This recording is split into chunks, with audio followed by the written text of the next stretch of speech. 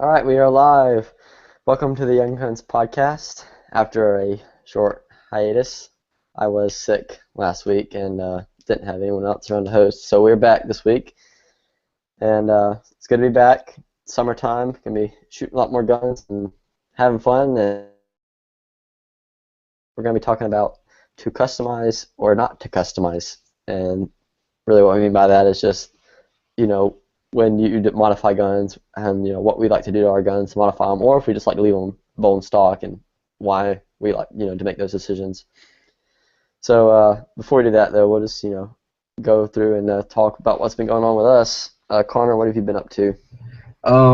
Pretty much just school. I'm my last day of school. I'm a high school senior. My last day of school is actually this Friday. I graduate the 23rd, and I'm actually leaving to go to Canada on a fishing trip at the beginning of June. So that'll be fun. But yeah, just trying to get through high school, graduate, and looking forward to summer and working and shooting more. Yeah, it's awesome. You're Canada. It's gonna be a pretty fun trip, pretty once in a lifetime experience. Yeah. I swear, if you come back with an accent, I'm gonna kill you though.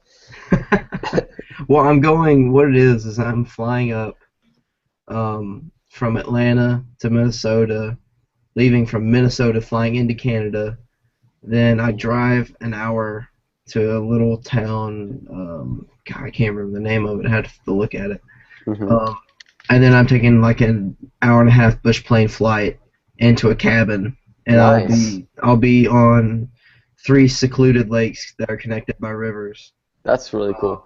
I missed it. Why exactly are you coming through Minnesota to go to Canada? He's on a fishing trip. Because Oh, you can't nice. because you can't take a flight from Atlanta to Canada. So you got to come through my state first. That's what I'm saying. He's getting double whammy. He's gonna get that Minnesota long O accent. Welcome to Minnesota. And then he's gonna be going right into Canada. Yeah, no, because apparently we've got to go through customs. I think what we have to do is we actually fly to Minnesota, and either we drive into like the very border of it, and then we fly to our little place, and then we drive again. Yeah, you'll probably come in by International Falls and then go Yeah. straight through. Yeah, we're going through International Falls. I do know that. But That's cool. That sounds fun, man. yeah, 10-day fishing trip. So we'll skip Weddle, Jacob. He's away from the microphone at the He's moment. back. What? Oh, what have you been up to shooting? Anything new? Nope. I've actually, I graduated college on Saturday, yesterday. Congrats. Yeah, and congrats Hey, to Connor, too. congratulations, man. Connor's graduating high school and Weddle's out of college. Congratulations to the both of you. So seriously. And I'm stuck in the middle. Well, enjoy it while it lasts. But I've just been so focused on actually getting out that I haven't done anything holistically in a while. That's what I've been up to like the past 2 weeks. Well, I was sick for 1 week, and like that weekend, one of those weekends, I had a match. There was a local match. I was like, I'm gonna shoot because I felt a little bit better, and I was starting to feel better. And then the next day, I felt like crap, and it got worse and worse through the rest of the week. And then it was like a two week thing. And then I had finals that same second week. So I shot a match, then I had finals. So I was focused like purely on finals that week. Didn't practice or anything, and I haven't even shot a match this month yet. I'm shooting one week after next. So, but yeah, hopefully about to start getting back into shooting 3 matches a month, hopefully 3 or 4 matches a month. Cool. And No, all those sanctioned USPSA matches. I'm shooting Pro-Am. Oh yeah. At the end of this month. That's because there's 5 weeks in May. So Where's Pro-Am at? it's up in Spartanburg. It's in South Carolina. Is it the Pro-Am Steel Challenge? No. Okay, so that's the thing. It kind of threw me off too when I first started shooting. Steel Challenge and Pro-Am are completely different. No. There's Steel Challenge, like the Speed Challenge. I'm familiar with this, but there's also a Pro-Am Steel Challenge as well. Pro-Am is all still. There's Steel Challenge is where you stand still. Yeah, And Pro-Am is like USPSA, but you have to knock down as many steel targets Right. as you can within Yeah, a big part-time. time. It's part-time, Yeah, and it's like pretty much as many targets as you can, Yeah. more than you can shoot out there.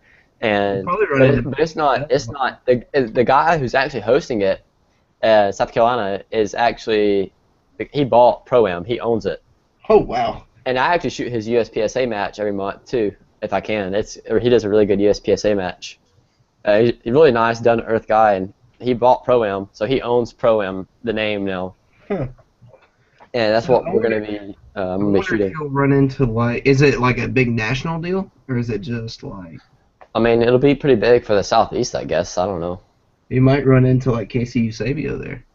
Probably not. But Well, you know, he lives in Atlanta. yeah, I know. But I don't know how. See, I'm not like I said. I've never shot Pro-Am, so I'm not like in the loop like when it goes on and all that. I'm not sure how often it happens. So if it happens a lot, It it's not gonna be that doesn't. big of a deal. I'm pretty sure it doesn't. Yeah. So it'll be my first one. I'm really excited. I'm gonna shoot my 9mm at it because I'll be able to hold more. Well, actually, it's only 10 rounds per magazine, but it'll be less recoil. It'll just be a lot cheaper to shoot. So I'm gonna shoot my 9mm for it. So I'm gonna practice a little bit this month. Better work on shooting steel. Yeah, I've been working on that anyway, so I think I'll be good. I'm pretty excited about it. I think it'll be really fun. I think it'll be really hard, but Without a challenge, you don't get better. Yeah, that's true. True. Very So- true. As a segue, what have you done to your Glock to help you succeed in this? okay, yeah. So now that we're talking about to customize or not to customize your gun. No, Like it's okay. me. Let's not find out what I've been up to. Sorry. Okay, sorry, Jock. What have you been up? What have you No, been up to? I'm not wanting to get it. No, I want to know what you've been up to because you're always working on guns and stuff, anyways, too. If people bring them to me. So anything new or interesting? Actually, yeah, and this kind of, well, it's AR related to those that care. Great. Actually, I I'm think all it's ears. either AR or scope related. We're not entirely sure. So my buddy, we were sighting in his AR that we built. Well, pretty much an upper that we built, and Can you give us the All specs of of a the sudden- upper? okay parts on Wyndham upper.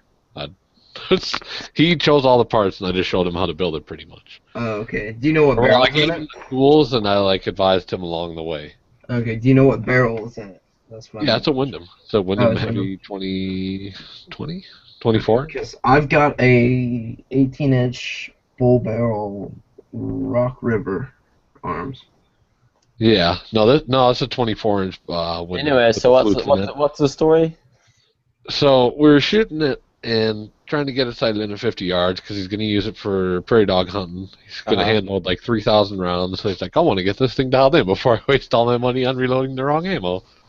So we go shoot some of this 55 grain federal bulk ammo, and just to dial it in at 50 yards. Well, he's got a Vortex 8 to 24 on top of it, Ooh. something like that. The lowest And setting is 8. I don't know. It goes to 24. That's one thing I remember. Yeah. And That's it's probably 8 to 24. Anyways, all right. Either way, it's a scope on a rifle with a 24-inch barrel at 50 yards using decent ammo.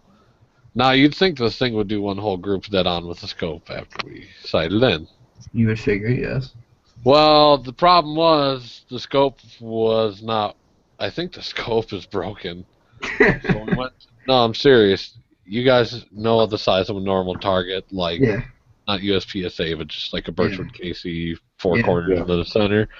We those were aiming. targets are 18 inches. Yeah. Yeah, we were aiming at the lower left circle, and my old neighbor spotting, and he's like, "You hit right above it." I was like, "What?" He goes, "You're aiming at the top left one, right?" I go, "No, I'm hitting at the bottom left one." He goes, "Jesus Christ!" This scope was so off. I can't describe Run it out to of you. There was adjustment. not enough adjustment in the turrets to bring the scope where it needed to be. I've never seen this happen. Caleb and I have had that problem before. Yeah. Well, and the I've had scope that problem on another gun too. was brand new. So I'm thinking he just torqued it down too tight. That it was just, I've never ever seen a scope, and it wouldn't adjust itself either. Like he would run the turret all the way to the right or all the way to the left, and it didn't matter. The reticle wouldn't work. Wouldn't That's move. broken I'm thinking. Yeah, if you Oh, well, spin the turret, Either he torqued it too tight, or the scope's just foobar. Luckily, they have a lifetime warranty, so tell them to. Well, yeah, and they're Like, based hey, on scope cost. sucks, and I need a new one, and hopefully they'll fix it for them. I mean, that's just insane though, because that's $1,000 scope. Like, what the hell? Exactly.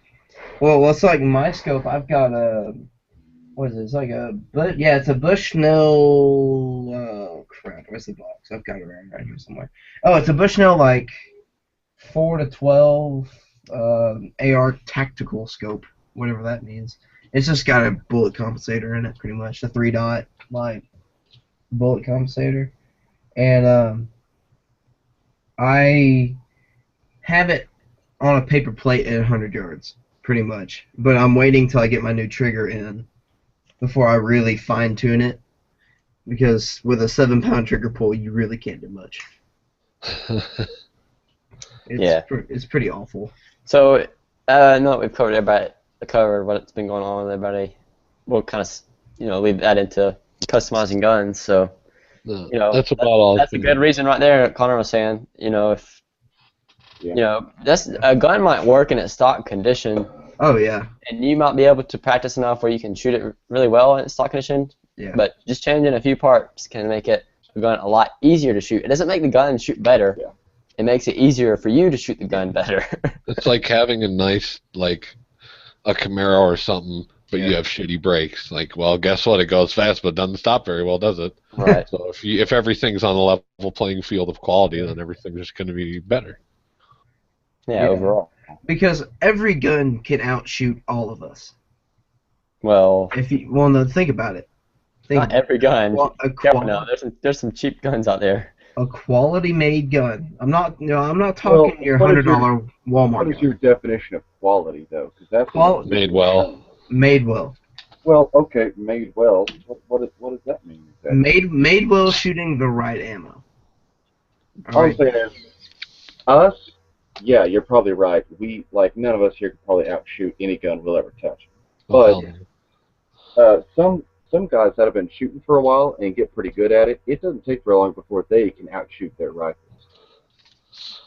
That's a lot of shooting, though. Yeah. Yeah, it is a lot of shooting, but isn't that what we're all here to do?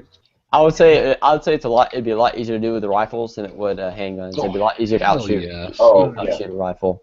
No, my statement does not apply to handguns at all. Right. Yeah. No one will ever be able to shoot a handgun as well as a handgun can shoot. Yeah. I don't know, man. Jeremy Mitchell's coming close. No, there's a lot of it depends. There's a lot of striker fire guns out there that just won't shoot better than like 2 or 3 inch groups, and that's what some people can What shoot. guns are these? Well, that's why you don't get striker fire. What'd you say, Jock? What guns are those? That's crazy. Like Glocks. No, Well, that's there's the BS, problem. dude. Yeah, I There's the agree. problem. Glocks, like most striker fire pistols, like plastic frame guns, won't shoot more than an inch, like at 20 yards. I mean, less than an inch. My dad's XD will shoot touching groups at 20 yards. I've done it. Yeah. Benched up at 20 Maybe in yards. your experience, though, yeah. I mean, if that's what you've seen, then that's all I can say. Hey, Caleb, I would say find somebody with a ransom rest and put a stock Glock in it, if that can even be done. I have no idea. But see what the Glock would do by itself, completely out of a human's hand. Yeah. And I think you'd be surprised. I think there's a lot, because since Glocks have a spongy trigger to begin with and stuff like that, you're finding most of your problems. It's human error. Yeah, you put a nice trigger in it and you put it in a ransom rest, and I think that thing would make really Well, it's like on the same, like we're saying, whether you want to upgrade stuff or not. On my 1911, I bought it pretty much to what I wanted to do to a 1911. Like if I had bought, what was it? Ruger makes an SR 1911 for what, $600? That's a really good gun, by the way. Yeah.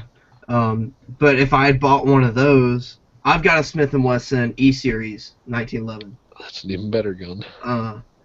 But like, say if I bought a SR 1911, all the stuff that I was gonna do it was already done in the E-Series.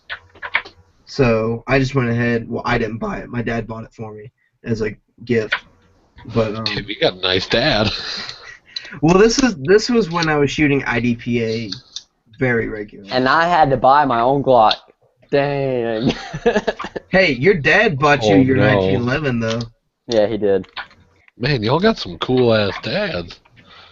Well, this is the thing. My dad, I've grown up shooting ever since I was like 4. He's always we've got 2 gun safes full of guns, and we're still acquiring them as we find decent deals. But we also know the guy at the local gun shop pretty well, and he'll give us leeway. Must be but nice. it is like he won't do anything ridiculous. He's not like 75% off or anything like that. Well, you know. can't be. You lose money. Yeah, No. shoot, if he's giving you more than 10% off, you start. No, he's not even giving us that. Okay, I was gonna say much more than 10% off. He would be cutting into his own profit margin. No. Yep. It's one of those things like when Dad bought my 1911, I think he bought it and a Chip McCormick mag and like 100 rounds of ammo. God, what else? And a holster. And basically, since the gun's borderline $1,000, he was like, you know what, just have the ammo and the holster as a gift. Yep. You'll be good. That's the kind of stuff he'll do. He's not like, hey, I'll give you, this $1,000 gun for $700. So here's a question. Going back to talking about Might how want to stay on topic. about a shooter being able to outshoot a gun. Yeah. Paperlight said in the external, he said, what about a rifle with its bore shot out? Or what about the old 18th century muskets at range? So, yeah, there's a certain... Those are limited mechanically, though. Yeah. Yeah, if you have a That's bore kind that's of shot out, Yeah, but then at the same time, compared to... if you compare a bushing barreled gun to it's like a striker-fired plastic gun that's not just a... No, that press- frame doesn't matter. The frame does not matter I'm as not- far as mechanical accuracy. I That's know, all but shooter. I'm just saying plastic guns because most of them are all designed the same way, the way the barrel locks up in the slide. hey, Caleb, before we go any further, you realize that bolt actions have Striker. strikers in them, right? Yeah. He's I just know, talking I'm about not- the so when you best say- thing. I mean, Striker-fired. listen. When I say striker fired, I'm not saying anything about the striker has anything to do with how well the gun shoots. I'm just He's saying. talking about the The term polymer. striker-fired guns encompasses bolt-action rifles. Just Okay. say polymer frame pistols. Glocks, SIGs, XGs, M&Ps. Those guns, 6 are hammered. not all Oh, there's SIGs, striker. compared No. to There's Well- a 320. It's a striker fired. Oh yeah, I forgot about the 320. compared to Oh, 320 is a polymer frame. compared to like say a 1911 pattern, the way the barrel is locked up in the gun is completely different. 'Cause Well, you- yeah, the 1911 is accurate because of the barrel bushing, though. Exactly. That's the main thing. That's what I'm saying. So then, if you say, oh, those guns are mechanically inferior, it's talking about the 18th century muskets. Well, technically, so are all the Glocks, XDs, and MPs. As far as accuracy goes, for the most part, you're kind of splitting hairs almost, unless you're like going for true MOA or sub MOA accuracy in a pistol, Yeah. Yeah. which I don't know anyone that does it. Unless don't know that a unless pistol you've got like one of those shoots like Thompson Center like handgun rifle things, whatever you want to call them. I don't see a point in trying to shoot sub MOA with a pistol, unless you shoot like the offhand. What is it? Olympic. Yeah, the Olympic. Bullseye. Shooting bullseye. Yeah, And that's Those Olympic shooters are crazy good though. yeah. Aren't they 22s? yeah, they are. Yeah, they're also well. That's probably the only round that all of you can own at home anyway. Oh yeah, that's true. See, in my opinion, that's stupid. Well, I agree, but that's international gun law for you. That's true. but 1911 is more accurate in theory and in practice. Oh, But I'm going to definitely. say it's more accurate in practice than it is in theory. Yeah. Or I'm sorry, it's much more accurate than another gun Yeah. in practice than it is in the other guns, just mechanically speaking.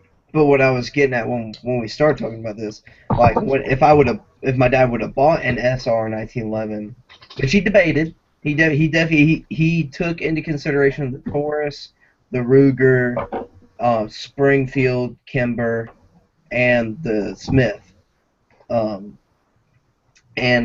pretty much what I told him, because we were shooting at EPA. Before I was shooting that 1911, I was shooting a Beretta 92. And 9mm. So, but like if I would have bought an SR 1911, I would have put a new trigger in it. I would have probably put a skeletonized, skeletonized trigger and hammer, and done a few little internal things.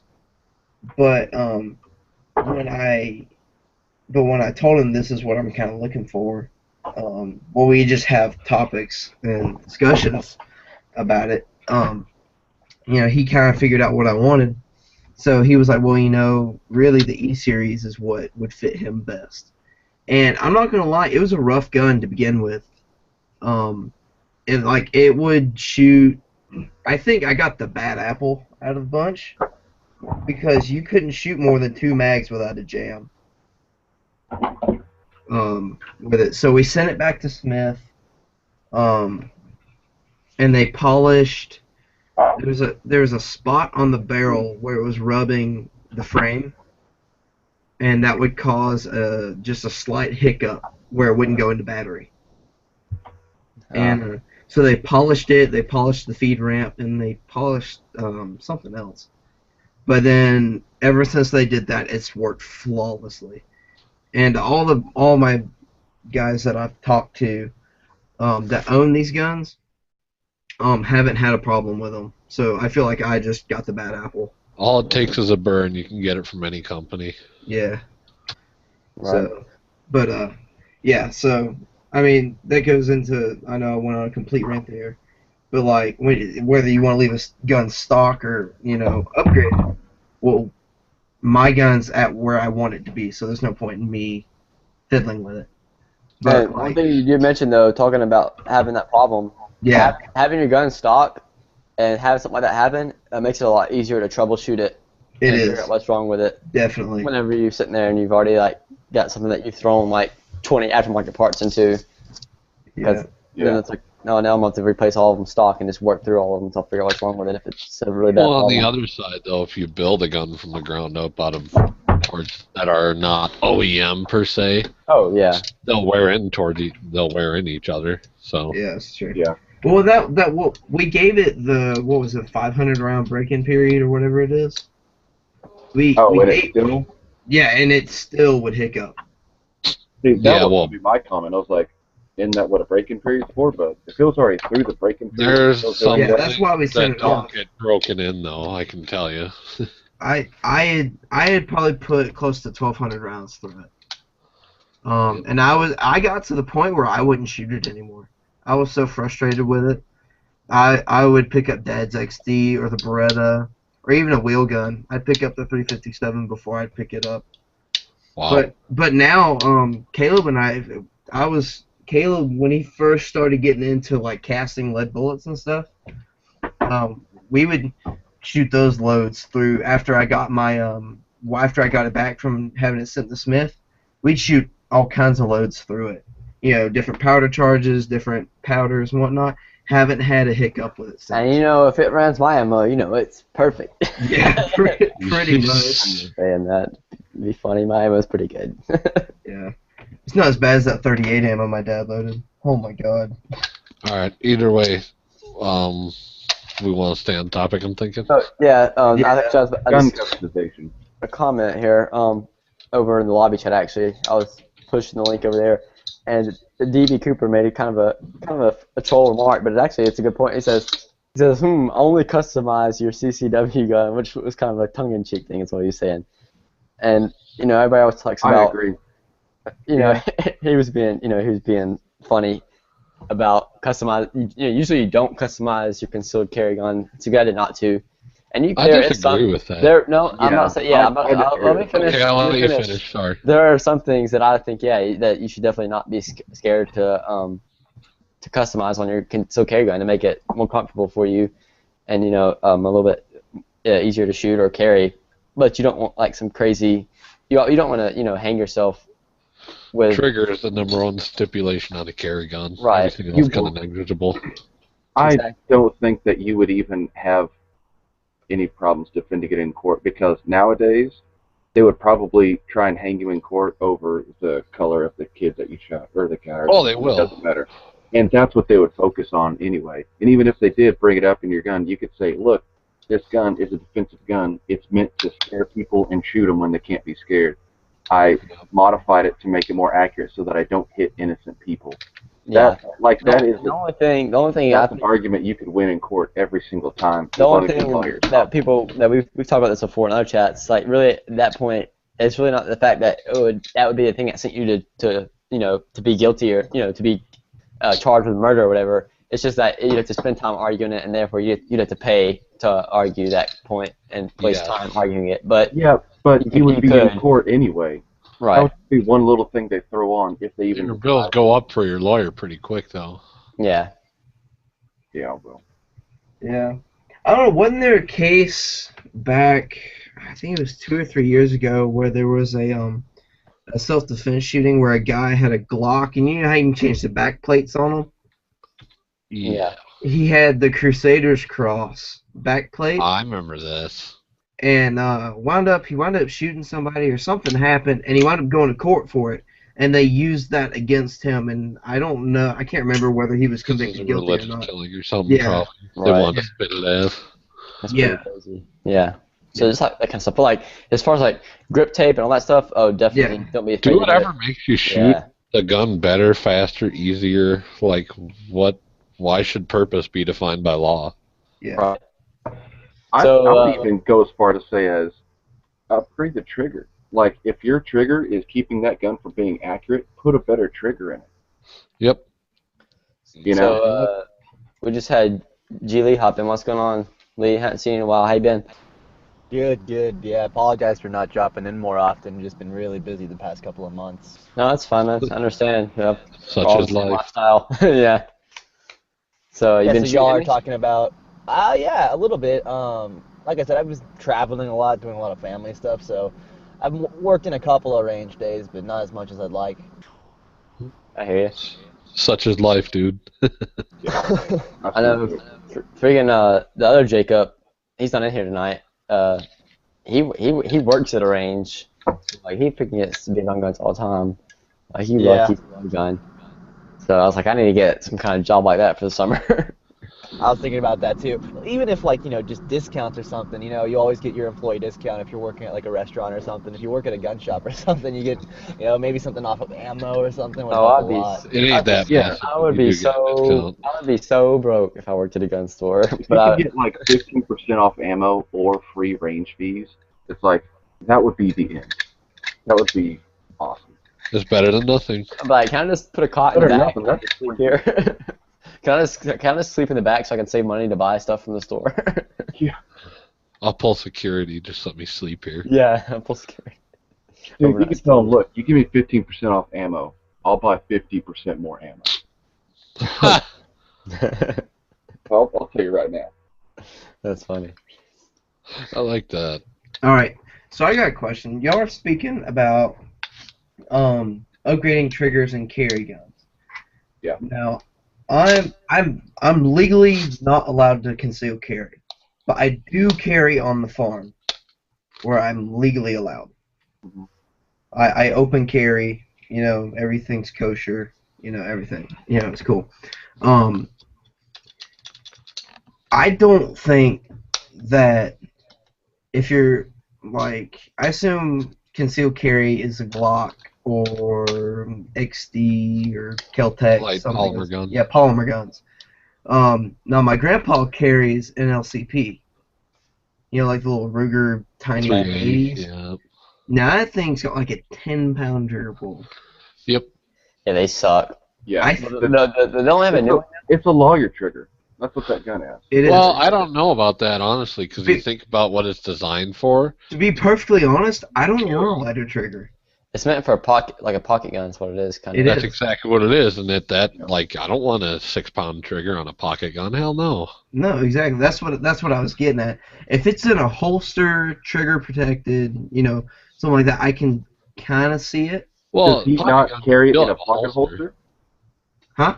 Does he not keep it in a pocket holster? No. Does he put anything else in that pocket?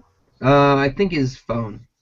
Then he's an idiot. If you have anything in that pocket besides the gun without a pocket holster, you're being crazy. I do it with a pocket holster no matter what.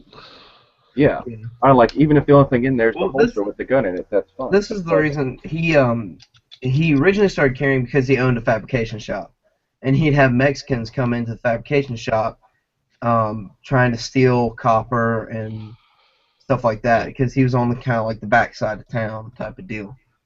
So he started doing that. Well, wound up the pocket holster got too bulky for his jeans, so he just ditched it. Buy different jeans. Carry a different way. He's 65. He doesn't care. Well, I Carry think comes open carry.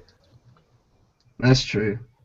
But then, I mean, like- but then he would complain about having a gun on his hip. Anyways, so Yeah. we're talking about customizing guns. Yeah, but like I was saying, Trigger. I don't know, like for something of the sorts, like a pocket gun or even like a subcompact XD. Yeah, Or my anything- shield I've done nothing but smooth and polish. I'm not going to put an Apex in there. Yeah, like I Oh, wouldn't. yeah. And that's what I'm gonna do when I start carrying. I see myself probably when I start carrying, I'll probably buy a couple. I'll probably buy a couple carry guns, not at one time, as I can afford them. I'll probably pick up like a smaller revolver, and then I'll probably end up picking up a small single stack striker fire gun or hammer fire maybe possibly, and a small double stack as well, and then maybe full size. I Are wouldn't. you gonna carry like 12 guns there?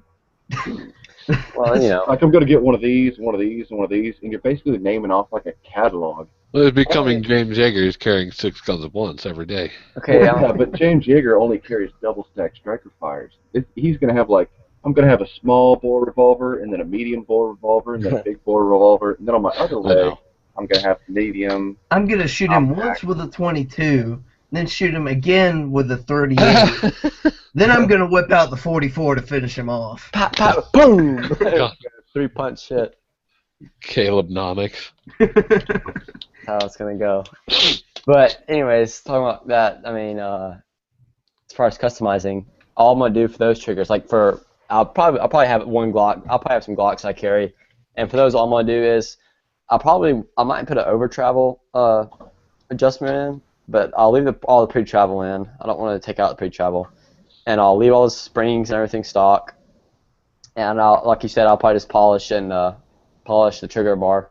That's all I ever advise for carry. This is my thing. As anti-Glock as I am, I will say, when I start to carry, I will carry a Glock. Well, you can always try M&Ps. I don't know if Do you shoot Glocks very well? I do. Oh, Wow. okay, that's fine then. I mean, from what I've shot, I mean, I've only Okay. shot Caleb's Carry it. and 2 other You ones. said you would carry a Glock, as opposed to what would you not carry, and why would you not carry it? A 1911. But why? Well, when you say Why? 1911, you mean like true 1911, like 8-round 45, right?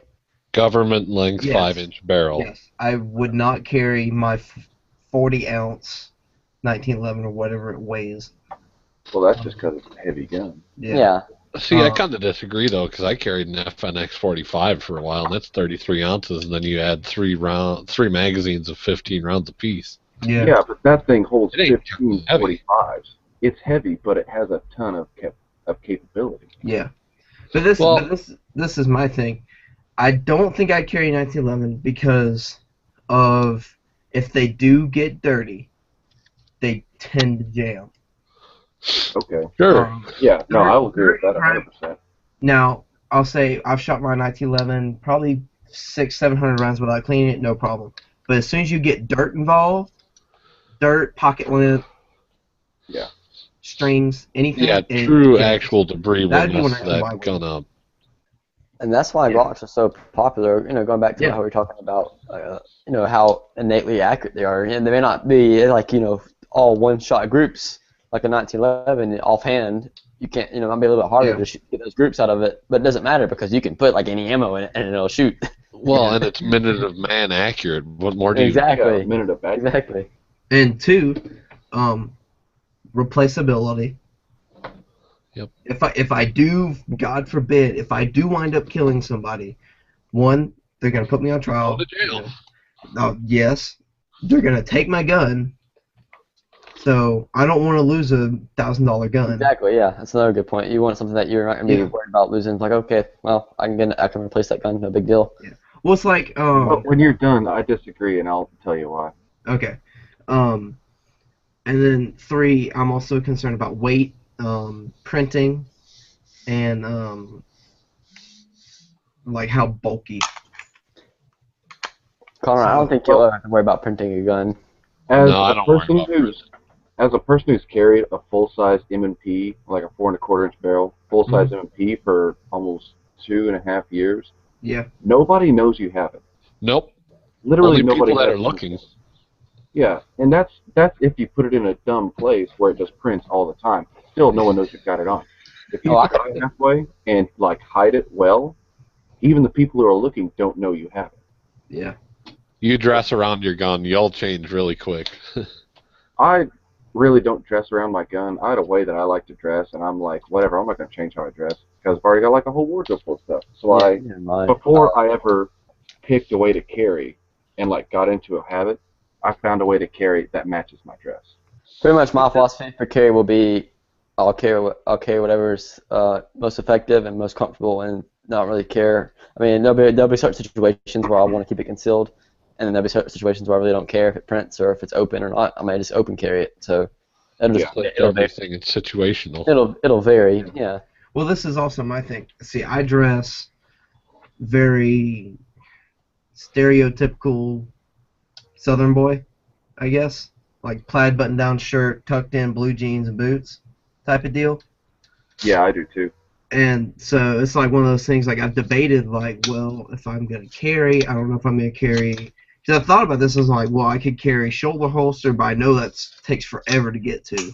No, shoulder holsters are bad ideas, in my opinion. Yeah, hey, you could do a Superman carry, like underneath your button. Rip your shirt open. You just rip the sucker open, reach in there, and get the gun out.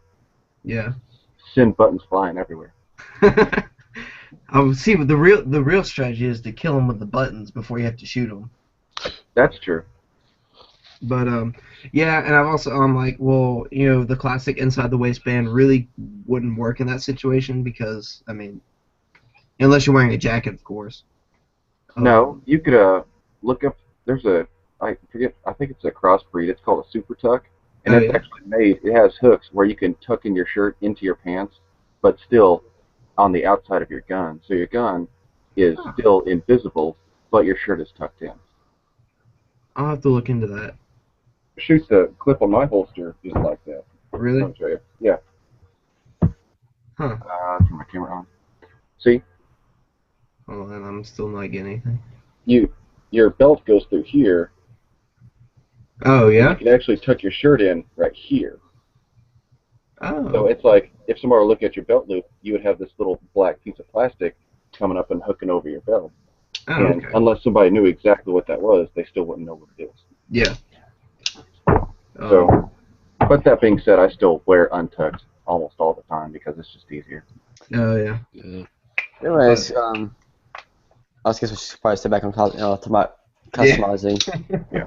This is kind of a good topic, going with the whole concealed carry route. Definitely a topic that everybody can contribute to. I believe in customizing. Well, I think you should customize all your guns unless it's like something special about it. Okay, well, let's just, now that we've talked about, What were you gonna say earlier when I said Expensive guns? Yeah, talking about expensive guns, carrying expensive guns. Oh, well, yeah, that's right. This also kind of goes back into customization because, like, a lot of people are like, well, if I have to use it, it's going to get taken away, and I don't want to be out of a $1,000 gun. I'm like, I would rather have a $1,200 gun that I shoot real well so that I have the opportunity to have it taken from me by the cops instead of I'm dead on the ground. Is your life worth $2,000 basically? Yeah, right. pretty much. And I guess a good way to put that, to rephrase it, is not necessarily the cost of it, but the replaceability. Like, yeah, it's not like I'm gonna carry a family heirloom. That's not really a good idea. Hey, if that family heirloom is the best gun you shoot with, then carry that sucker. Here's the deal. It doesn't matter You shoot 2-inch how groups with it, but you cheap shoot the 3-inch gun is. groups No, with a no, Glock. it doesn't carry matter. a Glock. It doesn't matter how cheap the gun in your hand is, or how expensive it is. If you don't shoot with it, then you're setting yourself up for failure. Yeah, you are. Now, if I have a $1,200 gun and a $200 gun, and I shoot them both excellent, well then, yeah, go ahead and carry the $200 one. But if you have a $1,200 gun and a $400 gun, and you shoot wings off of flies with a $1,200 gun, but you can only hit minute a bad guy with a $400 gun. Don't carry the ones you don't shoot very well. Yeah. Because you won't get the chance to have it taken away by the cops because you'll be dead. Yep. A lot of stuff in carry, well, a lot of stuff in shooting, period, is confidence. This is also one of the things I'm going to do personally that I know some people will disagree with, some people will agree with, is that when I do start carrying, this goes into customizing, I will put like Crimson Trace grips on my gun. Whatever I have, I'm going to do it. Because If I've those make got... you shoot good, do it. Yeah. Well, this is the reason why. We had a family friend one time, pretty much I can't remember the entirety of the details, because this was a couple years ago, before I really kind of understood what kind of happened. But essentially what I think happens, he came home during a robbery, pretty much, like a home invasion. She drove in and they were already in the house. So he called 911 and wound up, they came out while he was on the phone. And pretty much, and he had, I think he had a Glock or something, maybe a SIG, but he had Crimson Trace laser grips on his gun. Well, they scare the hell out of people. Yeah, and pretty much what he was like, he was on the phone, he was like, look, they're walking out right now, I've got my laser on them, if they come towards me, I'm gonna shoot them. They're gonna die. Yeah, pretty much, and they were like, okay, well, we've got police on the way, and pretty much what happens when the police rolled up, they were able to tell that he wasn't the bad guy. Yeah, it's kind of hard to tell sometimes. Of really what's happening. Yeah, especially when law enforcement When they come into a situation, they're like, okay, what's two happening? people with guns, all they're worried about is keeping themselves safe and people safe. Yeah. But when he He said when he was talking to the police officers about it, they were like, yeah, when you had the laser on them, it kind of made it a little bit easier to figure out who was the bad guy and who wasn't. Yep, that's an overlooked thing about it a lot. And two, I've read, there was an that's something I've article. never heard of before. There's an article I read, and God, it was like Shooting Time or something like that, written, and it was a guy. He was talking how he was concealed carrying at a convenience store, wound up, turned out to be a robbery, and the guy had a hostage, pretty much. And he said since he had laser grips, he had the laser on the bad guy. Oh, So- it'll blind you damn fast, too. Yeah. And he said that since he had the laser on the bad guy, when the cops rolled up, they were like, "Okay, you can stop now. We've got this under control." And they didn't confuse him with, "Hey, I'm gonna shoot the innocent person," or anything like that. I don't know. I just remember that article. That was about 3 years ago, I think. Though. But yeah, so that's one reason why I want to carry laser grips, because the intimidation factor. Two, it helps you shoot. I don't care who you are. I mean, if you've got something on the target that you can visibly see, it's gonna, in my opinion, I don't see any way how it's gonna hinder you. Now, I want to say on that note, though, that like If you block the laser. it's good to have them, and there's nothing wrong with having them. But don't let that be a crutch. Like practice No, both don't ways. rely on it. It's just, No, it's of course an not. ancillary object. Yeah, Exactly. yeah, no, of course not. See, I'm an inherently lazy person, and if I can do something the easiest, like an easier way, I will. So I'm afraid that if I had a laser, I would use it like a red dot, and I would start to rely on it. And Yeah, I could see myself. I had never heard of the communicating to the police part of the laser. I had never thought about that aspect before. That's a really But that's one of the things that kind of was like, oh, well, this is a good idea for a self-defense thing. yeah. That like, hey, look, I'm not the bad guy here, like, Yeah, if you want to make sure the cops are 100% sure, just buy a green laser. There's no way they'll mistake you then. Yeah. Yeah. I mean, unless the bad guy's got a green laser, I mean. Shit, he's dropping $300 on a laser then. Dude, if that bad guy's got a green laser on his gun, he's like robbing a diamond store. I was about to say. He's like Ocean's 11 or some shit, man. Yeah. And then I'll just have Claymore set up for him, so I don't worry about it. In my diamond store. All right. Now, for customizing, is there anything on the... So we're kind of doing concealed carry, but what about Open just carry? shotguns?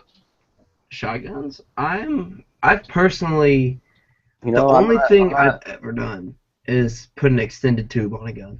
Yeah, well, I'm sure I could go on and on about it, But but you've never. so Hey, I we'll have, get but into competition I've guns in a researched. little Listen, bit. I've researched it, but I haven't gotten into it yet. So there's a couple things you can do to them for like competition, but as far as like out of the box, like really, I think they're pretty- like choke tubes and sights, pretty much are like Yeah. the biggest thing. See, I don't know if y'all have ever thought about this, but when I went to school, there's a lot of emphasis put on shotguns for trap and skeet. Mm-hmm.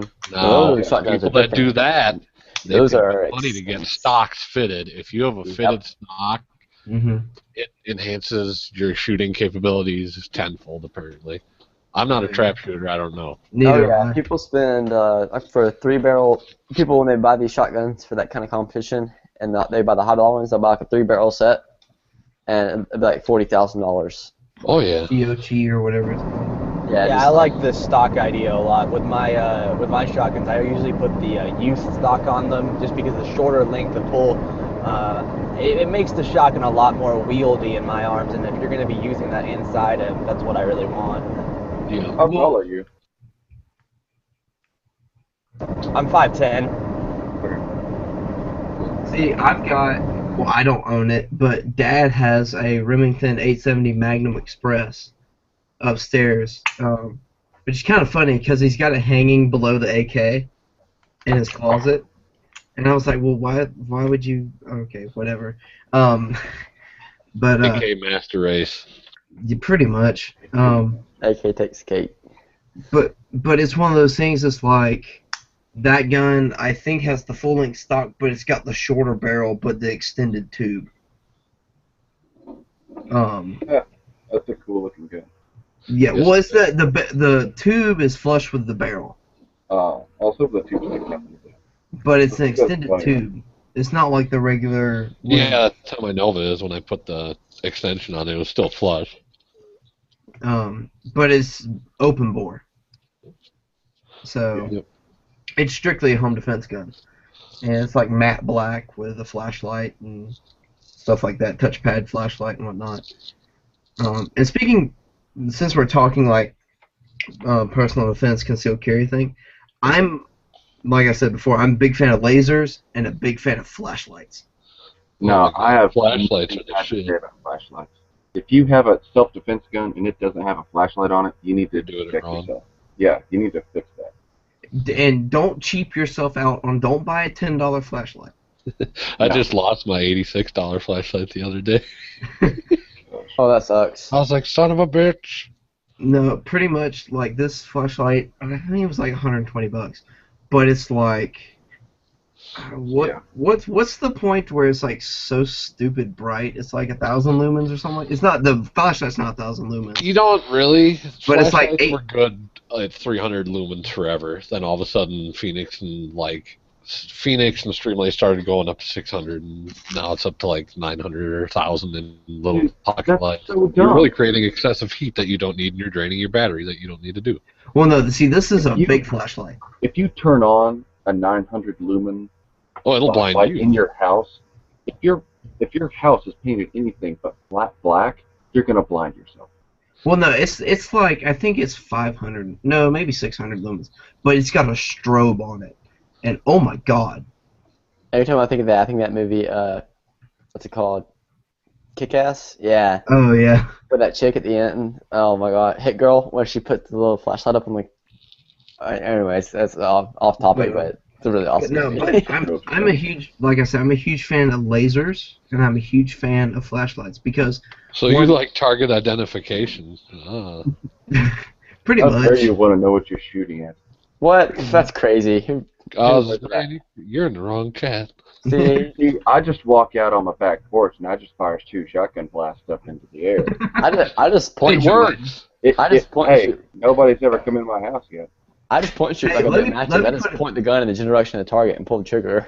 Let really me put fast. it this way, I'm like paranoid because when I was like, I think I was 13 or 14, I was home alone, and I think somebody tried to break into the house. I'm not sure. Pretty much what happened and somebody came up on the front door and like knocked on the door, And they and rattle it. yeah, and then they like knocked on the door and got really loud, and then they went away, and then I saw them like darting through the backwoods. That's sketchy, dude. Your ass would have been shot in my neighborhood. Like, Well, this is the thing is I was like 14, and this is when I was shooting IDPA. So I called mom, and this was her response. I was like, Mom, I think somebody's trying to break into the house. She's at the hair salon. I give you. She's like, okay, you got this. You're fine. And that's awesome. she was like, if you really need help, call 911. But I figure you've got this. And I was like, okay, That's cool, Mom. yeah. But yeah. Oh, yeah, So, happy Mother's Day to everyone's mom. oh yeah, Happy Mother's Day. But pretty much I've been like paranoid ever since. I don't know why. So I keep the Beretta 92 like in my chest drawer, or my nightstand. I give you, and it's got like a 19 round mag, Metgar, whatever you want to call it. Metgar. Metgar. Mag. It's like 19 rounds or something. I've got that, and then to the left of my bed, I've got like a one foot gap between my windows and my like bed, whatever. And I've got a double barreled 12 gauge. That ain't paranoid, dude. That's being ready. I have 6 guns in arm's reach whenever I'm sleeping. Like, Yeah, it's don't fuck around. yeah, I But have it's like what- 4 handguns and 2 guns. but it's one of those things. It's like whether I'm ready. First thing I'm I going think you're for ready. is You don't know. first thing I'm going for is my Glock, and then the AR right beside it. So Your AR that can't hit anything at 50 yards. I'm not gonna be shooting 120. Front side at 20 yards is plenty enough. You know what? Another thing is, I don't know if y'all have ever shot at night or just like messed around with the flashlight on a gun. But within 20 yards, you point that flashlight, you're pretty much on target. Pretty much. Yeah. Like, that's a very big advantage people never talk about. Your flashlight becomes your sight almost at night. Yeah. Yeah, I I've was been actually. shooting at night for like animals, and it's like, yeah, you'd be surprised. Like you'd think it'd be a lot harder, but like it makes it. You think it'd be tough, even You with a get- flashlight, well, but it really it makes it a lot quicker than you think. Acquisition. Especially if the flashlight's mounted in line with your barrel. Like if it's under the gun or on top of the gun. Like I know my grandpa, the one that carries the LCP in his pocket, he's got a nightstand gun. It's a XDM with one of the Surefire laser, light combos or whatever. God, that's bright. But it's one of those. And I took it down to the pond at night one night just to see, if it was on and whatnot, just curious. And I started it like, I want to say 7 yards, and flicked the light on, and just went boom, hit. And on like an 8-inch plate. Yeah. Just we've got a couple swingers down at the pond. And I was like, okay, so I backed up to 10, did it again. I got up to like 15 before I even turned the laser on. And then that gave me another 10 yards. And then I had to start using sights. Yeah. But even then, it's like the longest stretch in their house is like 15 yards. So it's more of just a point and shoot type thing once you've got a light on. Yep. So Now, granted, that doesn't mean, everybody go pick up a gun and just point and shoot, Well, no. I mean, you so ready and anyways, familiar. I guess Yeah, we pretty much covered that. As far as flashlights, yeah, just in general, having flashlights are really good customization to customize your gun with. And son of a bitch, Jacob. what? MVP Master Race. MVP match. Shut up. Glock. There's only Perfection, that's all I'm saying. one thing I don't like about the MMPs. Hold on, before we get off topic, let's bring it back. We'll talk. We'll be Hold on, no. because we only have so much You time. customize it away. Go ahead. All right, this is my only thing. This goes into customizing and not what. Not another random when story. When Dad debated, because Dad bought a competition gun. He bought an XDM. He didn't like the grip angle of the Glocks, and the trigger was too spongy for the MMPs. He's a trigger snob like I am. And Well, which is those XDMs a are really extremely good triggers in the beginning. oh yeah, that's why I picked it out. To be perfectly honest. Heck, you should have just got the M&P and then got an Apex competition trigger for it. Well, that was the thing. See, he's very pro leaving everything stock. Ooh. At least in handguns. Now give him a rifle and he'll do everything to it. But and it's also like, put it this way, if you buy a car, say you buy a Mustang, it's your everyday driver, okay? Yeah. You might, put a cold air intake in it, you might chip it, you might do little things. No, I'm going to do stuff to that car because I'm in that car so much. I spend 9% of my time driving in that car. Therefore, if I put an upgrade on it, I get to use it 90% of the time I drive. Exactly, but this is his thinking. If you don't tamper with it, it's not going to break until you run it into the ground, which is generally true. Yeah. If But you that's don't what you run have- some, That's what you have a backup vehicle for. well, yeah, but this is what I'm getting at. Say you buy a Mustang, a brand new Mustang, 2015. You cold air intake, chip it, and you're done. Okay, you're good. Now say you buy a 90s model SVT Cobra for a drag car. You're gonna do all kinds of crazy stuff to it because reliability, everyday starting up reliability isn't necessarily number one priority. Yeah. You still want reliability out of it, but you're not wanting 350,000 miles reliable. Yeah, there's a lot to be said. Well, everything is to be said for purpose. What is your main Yeah. intent for the Yeah. device you're using? Exactly. It's like my truck. I've got a 2006 Chevy 2500. Nice. I personally, I want to straight pipe it, put lift on it, and put a programmer on it and be done with it. And it's only got 107,000 miles on it. But pretty much, Dad's like, no, you want to So leave what's it the alone. point? What's the point of this? Just So, like It's customization to vehicles. How does it that tie also into apply to customization? turn to guns. well, it turns into like what use. Oh, yeah. This kind of goes into upgrading concealed carry guns. I want it to be now. Granted, there's definitely some things that you can upgrade that are completely 100% reliable that I would trust my life on. But there's also I know, like I said earlier, I wouldn't carry my 1911 for the reason of reliability. Right. So it's just one of those things. Yeah, it's all about your philosophy of use for what you're It's like, customizing. well, Caleb, it's like this Yep. way. You wouldn't carry your competition pistol The way it is now, yeah. Yeah. Exactly. because you've done all kinds of crazy stuff to it. Yeah. I mean, Well, now, on the other end, I know we've kind of talked about rifles, but it's been very generic. So Yeah. now you got to That's split what I up was about rifles. to- So you got to I was split about to say rifles this. up. I'm about to say this. Now that we've talked about, mainly handguns and mainly tied it into carrying for the most part, as far as customizing rifles, most everything I do is I want to get into competition shooting with rifles, but I haven't yet.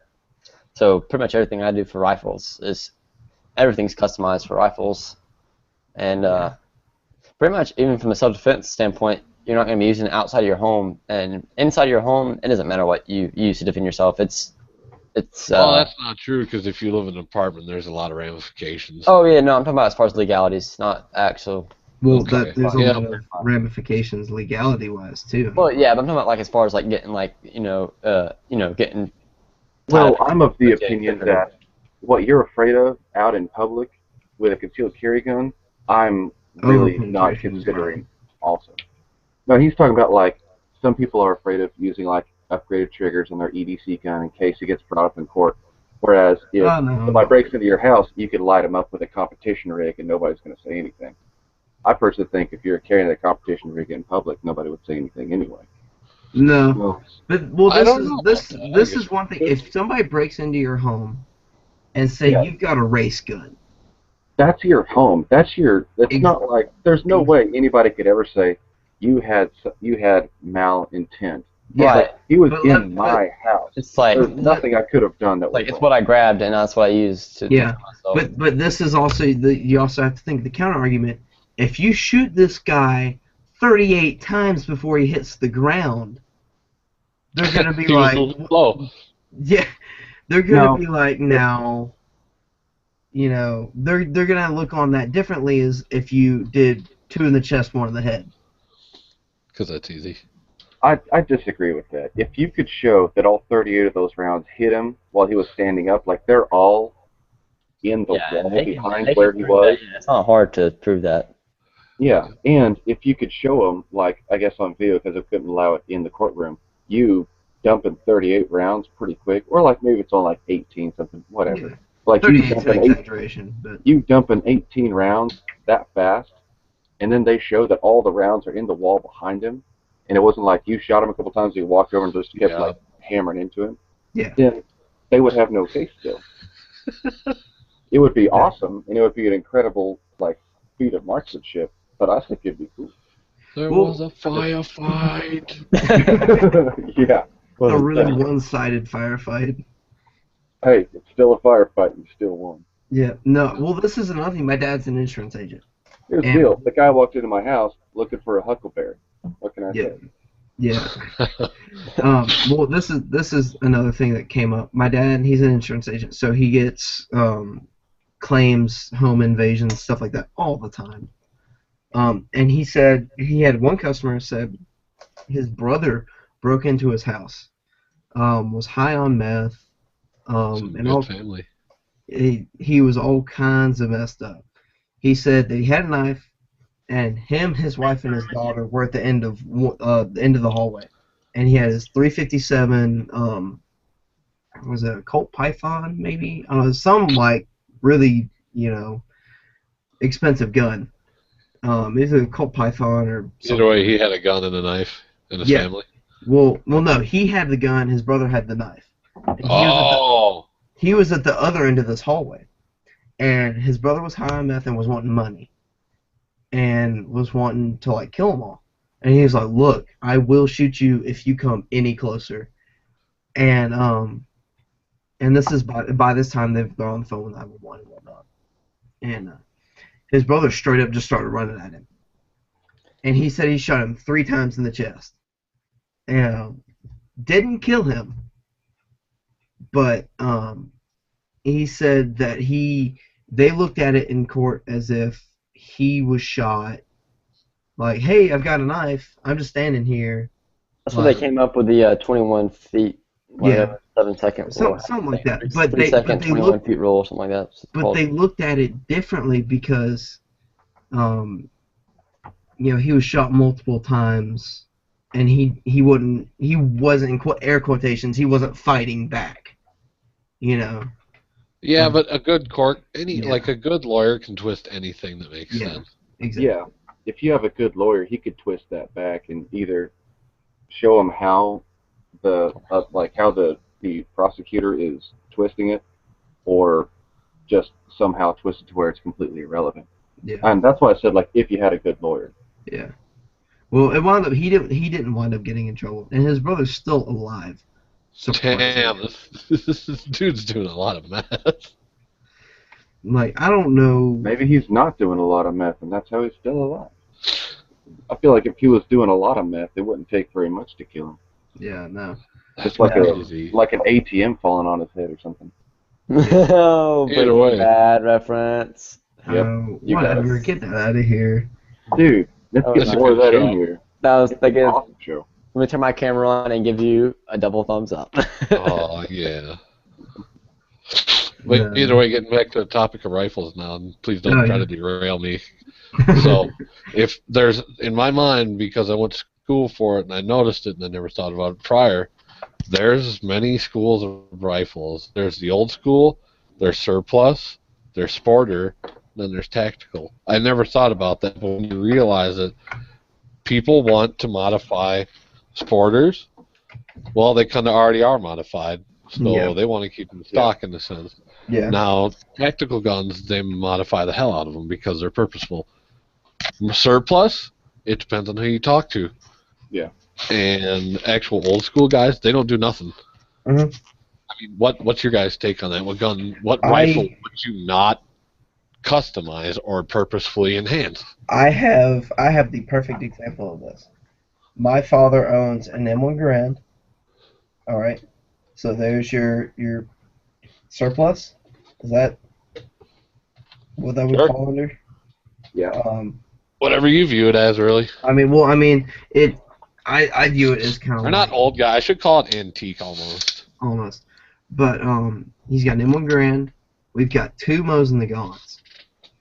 We have done nothing to the M1 Garand. Absolutely nothing. But the Mosin Nagant, we have one that's completely rebuilt from the ground up. Archangel stock. No, nothing like that. Nice. We just put like a cheap Tactico stock on it, but we shortened it to the legal barrel length. You got a giant compensator on there too. We have Oh, a yeah. giant, and we did That's trigger work awesome. to it, That's and then fire. we put a scope on it. Yeah, So that's it's, the one I shot. yeah, that's the one that you shot. That was the light recoil one. No. Bull crap, that thing light recoil. Oh come on, you haven't shot a real gun until you've shot a Mosin. Full Dude, with I have a like Mosin extra 3 Nagant. pounds. Not really, but it's still a lot of extra weight. I have a full barrel length 9130 ends. That's what we've got. Well, that's what I'm saying. One we've got. That's the sporterized version. Is you, I guess. We've completely rebuilt it, and then the other one we left stock length. The only thing we did is we knocked out the back sight and put. No, we put a Frontier scope, Oh. and because Dad's What? got bad eyesight for iron sights and whatnot, so he prefers shooting pistol scopes.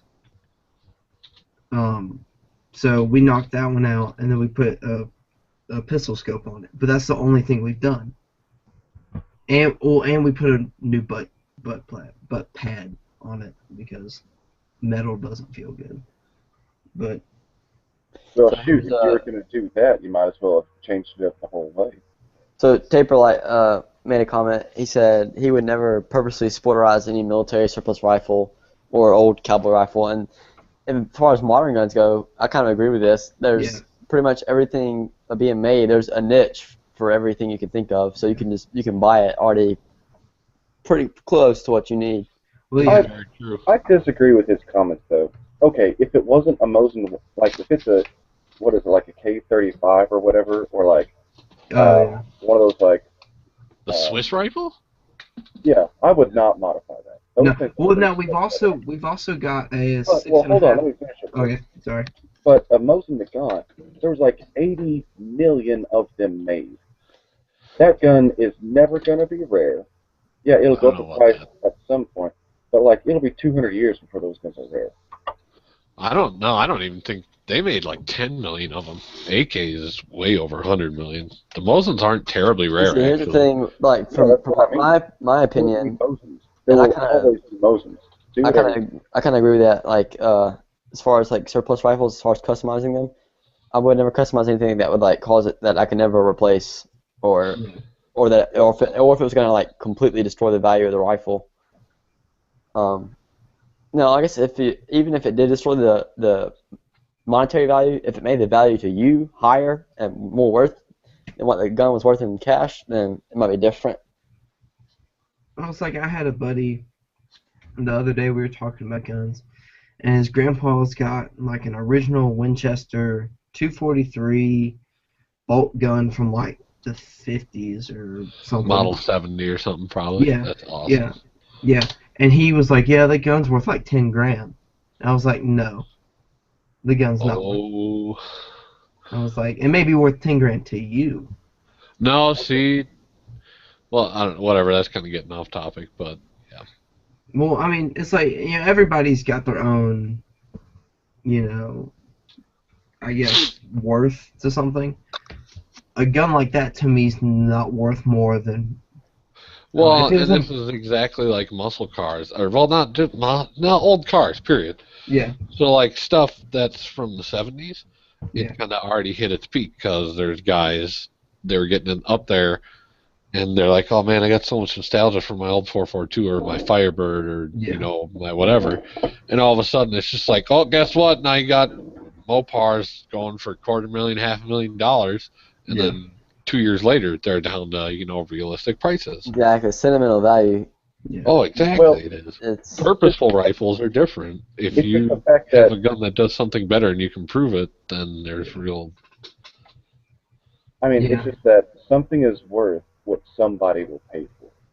Exactly. Yes. There's 37 million Mosin Nagants out there. Yeah, I thought it was 10 million. You're all right. It's so many rifles. Those things will never be rare. No, they won't. Well, In they're 100 only. years, they might be uncommon, but they'll never be Yeah, rare. yep, I'll give you that. they'll be uncommon, but it won't be hard. They won't be rare. Yeah. People will still It'll have be them. like you have to go to 2 gun shops to find one for 200. Yeah, pretty much. But well, this is another thing. And when you get into talking about those, like customizing old battle rifles, I guess you could call it. You get into, well, you're also shooting. I mean, you can definitely hand load and stuff like that for a Mosin, Yeah. But that kind of beats the purpose of it. Yeah, it's but- hard to do. Get Yeah. I mean, well, it's not hard to do. It's just one of the things. It's kind of components are hard to get. well, when you can buy 440 rounds of ammo for $110, Yes. why hand load? Yeah, exactly. And that is a cartridge that is still being produced and brought over. Yeah. Well, I don't know. Actually, I take that back. I don't know about brought over because. Yeah, I believe Privy Partisan makes some. Okay. Like some, Yeah, but they're cheap steel cased. Like the only thing I can think of is herders, and that is actually that's being imported. I'm not even talking about that. I'm talking about Russian ammo. Yeah, no, that's done. The true. I don't think it's. Well, it may not be Russian, but it comes in like the brown paper sacks, wrapped in like string. Yep. It's got like it's not steel case, but it's not brass. It's Copper washed. washed. Copper Yeah. washed brass. Whatever, whatever it Copper is. washed steel. I forget. I don't know what they make it out of. Steel. But yeah. So I mean, ammo will never be rare for those guns. Yeah. So as far as customizing rifles, I mean, there's really no reason I could see not to do it other than what we were talking about. As far as the value of like a really rare gun or something like that. Yeah. That's pretty much the only case I could see. Other than that, pretty much sky's the limit.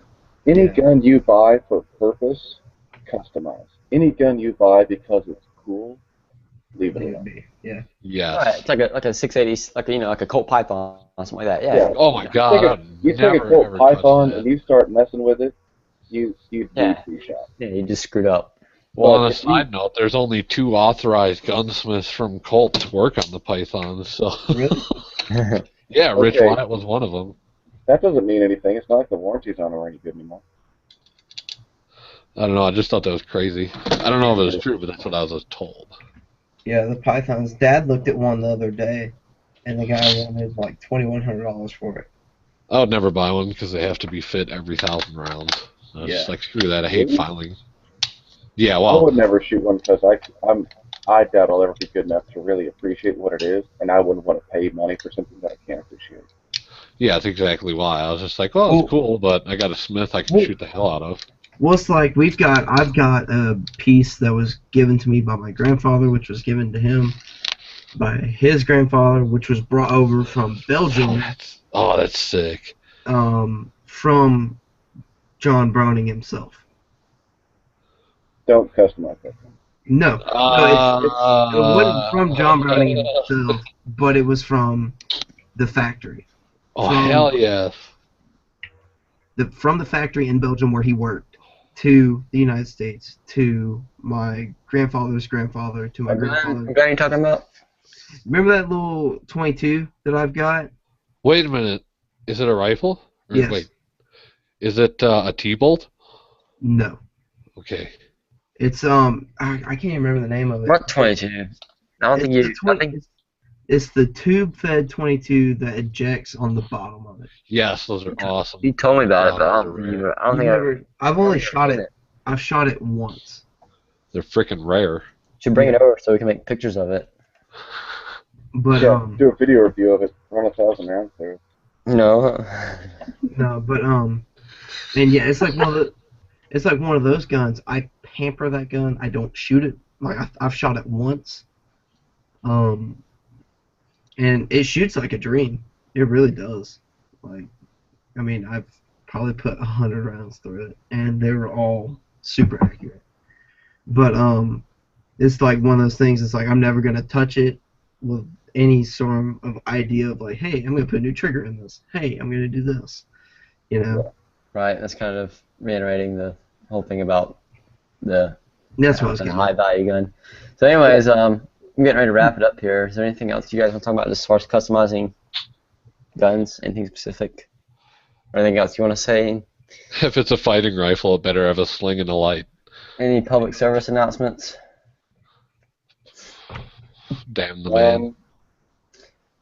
No. Well, we'll like to give a shout out to gunchannels.com. I don't think we did that at the beginning. If you guys are any of you guys listening out there, future listeners, this is being broadcast to Google Plus, obviously Google Hangouts, but we posted up on gunchannels.com, which is pretty much a social media website. It's for shooters by shooters. So I mean, it's pretty much a place for you to come and interact with people who are into guns, just like you are. And so we host this every Sunday. Been throwing the times around. Today we started late just because of Mother's Day and stuff like that. But usually we try to start around anywhere from like probably 8:30 to 9:30. Is that usually that range? Yeah. Is when it goes live. So that's pretty much all there is to say. I would like to say though, one more thing we've been doing is every podcast we have, we try to give away a $10 gift certificate to the Gear Whore website, which is a website run by Gun Websites, and it's where he has all his patches and a couple other little accessories, gun accessories there, just little patches, and I think there's some coffee mugs and some stuff over there. So we're going to give away the $10 gift certificate tonight. Usually we give away on the Gun Channel side, it's where we get the most interaction, and we're going to give it away to Taperlight. He was pretty much our only one out there in the comment section, commenting and participating the whole time. So Taperlight will get with you, and you can get you $10 worth of the Gear Horror store, and you can order you some patches and some cool swag. So thanks for listening, guys, and hopefully we'll be back next Sunday. Take care.